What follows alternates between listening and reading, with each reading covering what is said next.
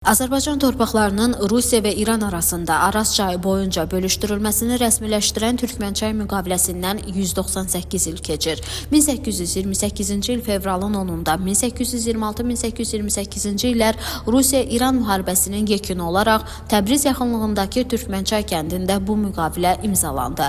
Rusiya tərəfindən general İvan Paskeviç, İran tərəfində isə Şəhzadə Abbas Mirzə sənədə qol çəkdi. Müqaviləyə əsasən İrəvan və Naxçıvan xanlıqları Rusiyaya birləşdirildi. Azərbaycan torpaqlarının Araz çayı boyunca bölünməsi başa çatdırıldı. Eyni zamanda İrandan erməni əhalisinin İrəvan, Naxçıvan və Qarabağa köçürülməsi, İranın Rusiyaya təzminat ödəməsi, Xəzər dənizində Rusiyanın şərəksiz hökmranlığı və Rus tacirlərinə ticarət güzəştləri təsbit edildi.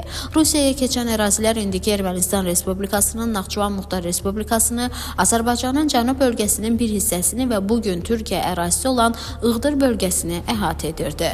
Gürcüstan müqaviləsi kimi Türkmənçay müqaviləsi də Rusiyanın hərbi qələbəsindən sonra diktə yolu ilə imzalanmışdı. General Paskeviç İran nümayəndələrinə açıq şəkildə bildirmişdi ki, şərtlərlə razılaşılmasa Rusiya ordusu Tehranı işğal edəcək. Gürcüstan və Türkmənçay müqavilələri Azərbaycanın işğalını rəsmiləşdirən sənədləri idi.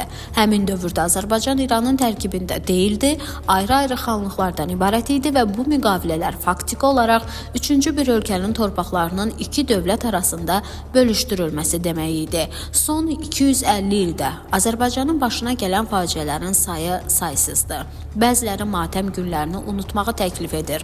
Halbuki bir millət olaraq varlığımızı qorumaq istəyiriksə, faciələrimizi bilməli, xatırlamalı və onlardan dərs çıxarmalıyıq. Faciəsini, torpağının tapdalanmasını unudan millət gec-tez yeni faciələrlə üzləşir. Türkmənçay müqaviləsi təkcə Azərbaycanın deyil, bütövlükdə Türk dünyasının yaşadığı ən böyük tarixi faciələrdən biridir.